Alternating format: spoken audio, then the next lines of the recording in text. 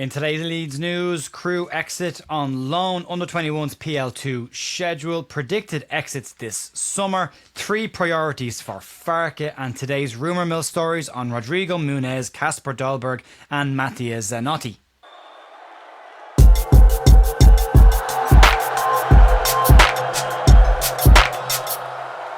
Morning folks, welcome back to the Leeds View for your news for today. And again, silence. Is silence golden? We'll find out over the next week or so. We're getting very close to the start of the season. Only a week and a half left to go till Leeds kick off their campaign against Everton at Elland Road. And there's still work to be done by Leeds United. There's some stories today on exits, potential incomings. But as I say, the silence right now, hopefully is golden, and means that the recruitment team are very busy behind the scenes. We'll give you some updates on the rumours that are floating out as well. For those not interested in the rumour mill stuff, we'll keep it to the end. We do cover the rumours just mostly because sometimes those players pop out of that category into legitimate stories.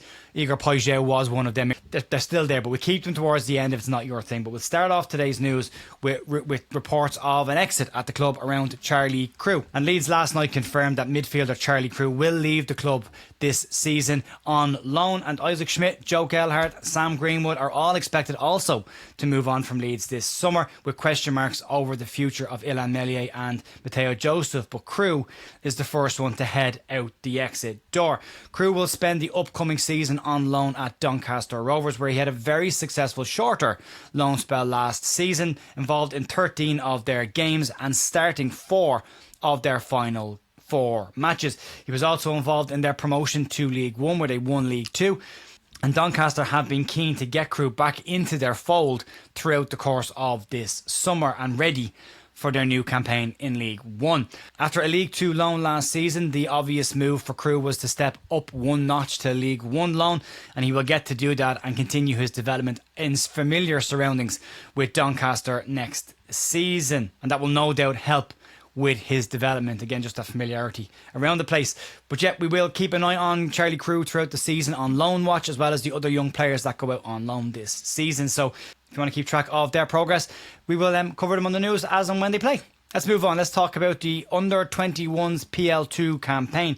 And Leeds under-21s have finally got their schedule for the PL2 campaign, but it's not going to be an easy start for them. Scott Gardner is now backed up by player coach Johnny Howson with the under-21s, and they will be away for 4 of their opening 6 games in the PL2 season. Leeds kick off away to Aston Villa and then have a home tie against Ipswich, before they then have 2 back-to-back away trips at Burnley and Crystal Palace. The current schedule runs until April 13th, where Leeds will then host Leicester City, and we will be covering the Leeds under-21 matches over on Big Up and watch-alongs over the course of this season. So if you want to get involved in that, you can head over to bigup.com, look for the Leeds View and become a member there free, and we'll cover most of the games that Leeds do this season anyway, but also the under-21s, as I believe the embargo has been lifted this year on coverage of under-21 games. So yep, that's that, and we wish Scott Gardner, Johnny Howson and the entire under-21 side the best of luck in their new campaign. It's a young and exciting Leeds United under-21s, and will a big year for a lot of those players this season. We'll keep an eye on that. Let's move into potential exits this summer, and with Joe Gelhardt's exit this summer could be concluded by the end of this week, and Hull Live reporting that Leeds United and Hull City are in advanced talks to complete a deal with an agreement getting closer for the striker, with Joffy also very keen on the move to Hull. Gelhardt, along with some other senior players, have not been involved in the first team pre-season and have been training with the Leeds United under-21s and getting match practice with the under-21s as well, but that won't last into the start of the season. Patrick Bamford is also expected to leave, with Daniel Farke making it very clear again this weekend that Pat Bamford is not part of his plans for this season in the Premier League, and he can't rely on Pat being their main striker given his injuries over the past 4 seasons. But right now, there hasn't been a huge amount of interest in Bamford. Wrexham have been mentioned. They've been mentioned with a couple of different strikers around the league at this point. But as of right now, there are no concrete links with Pat Bamford to any club. But you would expect that will likely pick up pretty soon if Bamford doesn't want to waste a year in his 30s sitting in the stands watching Leeds play. Isaac Schmidt is the other one. He's expected to move to Werder Bremen once Leeds United get cover in the fullback positions. And although you can't read too much into pre-seasons, you could see by last weekend's game against Villarreal that Leeds need better in those positions. And Daniel Farke has also commented on that. We'll cover that in a few minutes' time. Sam Greenwood is the other player that is likely to move out this season after, and links with a move to Leicester City and Sunderland seem unlikely at this point given the move that they've both made this summer. Leicester, slightly more possible, but Sunderland seems like it's a very out there move, probably being linked to the fact that he's from Sunderland, and that is the only real links with Sam Greenwood. But he is expected to move out on loan, and that could go all the way to the end of the transfer window with him. The other player who's likely to exit is Darko JB, who had a very solid loan season last year at Plymouth Argyle, but isn't seen as part of Leeds' plans at minimum for this season. A permanent exit hasn't been ruled out for Darko JB either, and there is expected to be interest in him, although right now there isn't any documented interest or links with the player right now. All of these players will have until the 1st of September to secure moves away from the club, as once the season kicks off they won't be involved with the under-21 games. Leeds can only play 2 overage players in the under-21 side. Johnny Howson is one of the players that will likely be involved in that, meaning there is only one other spot, and those players won't form part of that. So if they want to have football next season, they will need to secure moves away from the club pretty soon, and I would expect those moves to likely pick up some momentum in the next week or so as we get closer and closer to the start of the season and championship squads start to finalise their teams for the year, kicking off their campaigns this weekend. Let's move on. Let's talk about priorities for Daniel Farke, and he's been talking a lot about what he wants coming into the Everton game. And as we get ever closer to the end of this summer window, Leeds still have important business to do.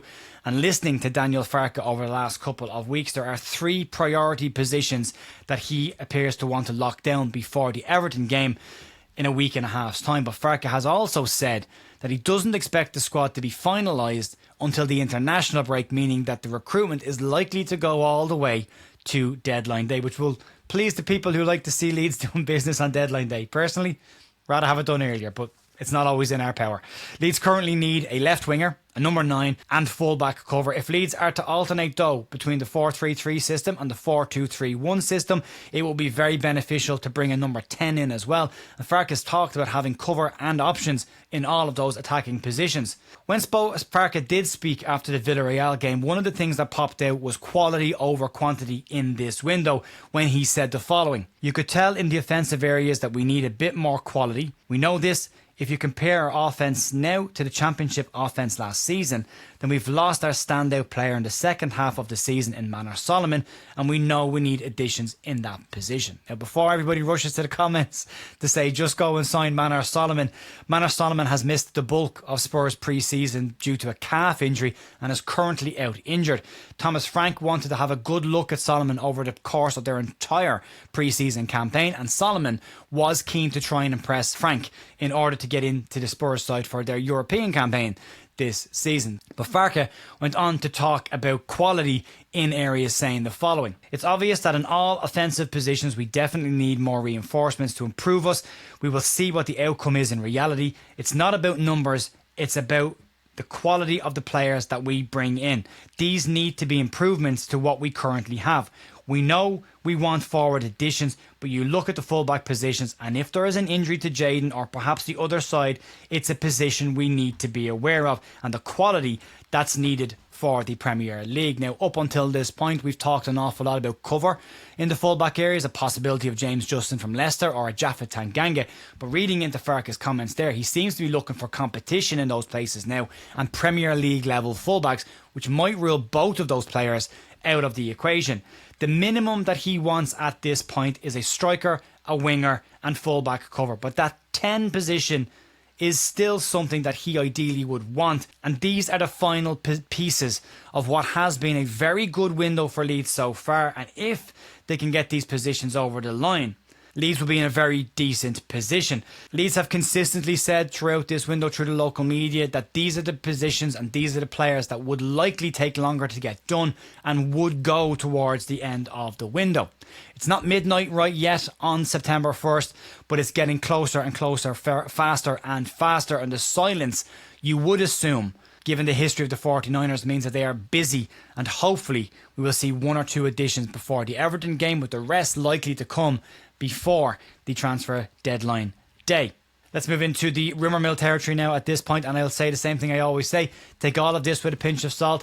These could end up being very true stories at some point, but right now they're coming from publications that don't have the best track record and haven't been picked up by any mainstream media either. So I'll give you the detail. You can decide if you believe them or not. And again, I say the reason we do this is because every now and then one pops out, Igor Pajot being the obvious example in this situation. But we'll start off with a long-term target this summer, Rodrigo Muniz.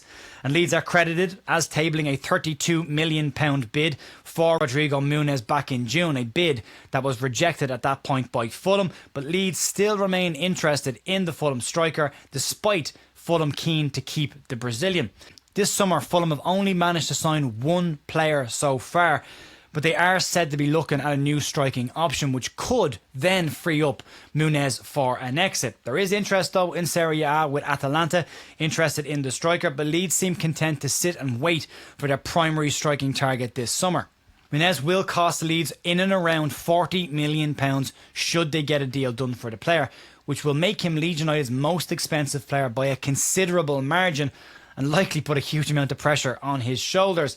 But Leeds are said to have other striking targets on their radar as well, and we don't know really what's going on behind the scenes at this point. But one that could be part of them is our next rumour, and that's Kasper Dolberg. According to Sasha Tavaleri, Anderlecht striker Kasper Dolberg could be made available this summer for as little as £12.6 million. Anderlecht recently rejected a bid from Besiktas in Turkey for the player, and that was labelled to be down to the player himself not wanting a move to Besiktas. Leeds have been one of several clubs mentioned with interest in the striker, who scored 24 goals in Belgium last season.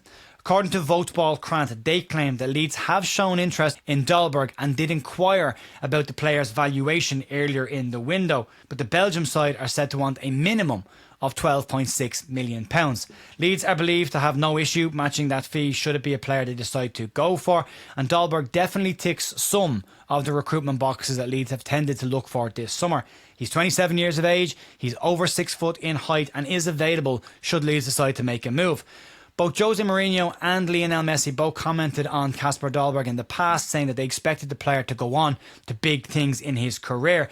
And at 27 years of age, he is now coming into his prime years, which is another consideration and factor that Leeds United recruitment team have looked at this summer. They want players coming in to their prime years. Now, at this point, I would say this is very much a rumour. The fact that the player is being made available should be a question mark around that, and the fact that Leeds have been mentioned with other teams and that minimum payment of 12.6 being mentioned, all of that seems to be likely agent talk to try and drum up interest in the striker. He is coming into his better years. He did have a very solid year in Belgium last year. There is a huge jump though between Belgium and the Premier League, but he is a player that has been linked with Leeds in the past as well, so you never know with that one, but we'll keep an eye on it. There are 2 other ones that have been linked that we're not going to cover in detail, but I'll just throw them out because someone will ask.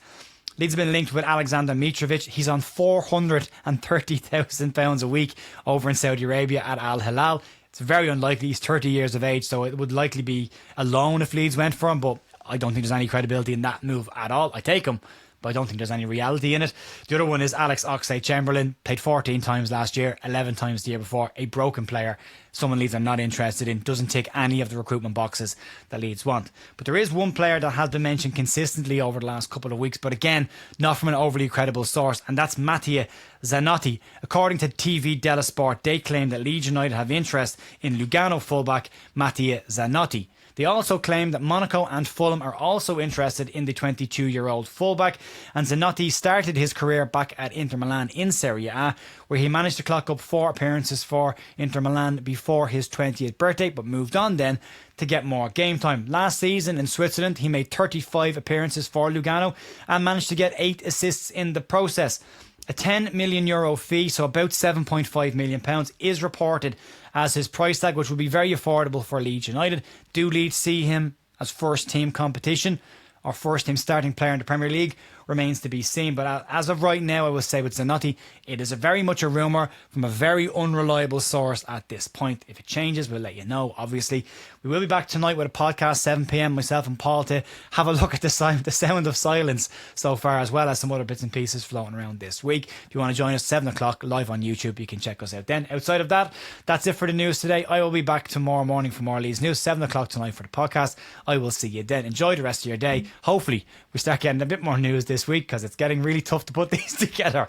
I'll talk to you soon. Enjoy the rest of your day. See ya. Bye.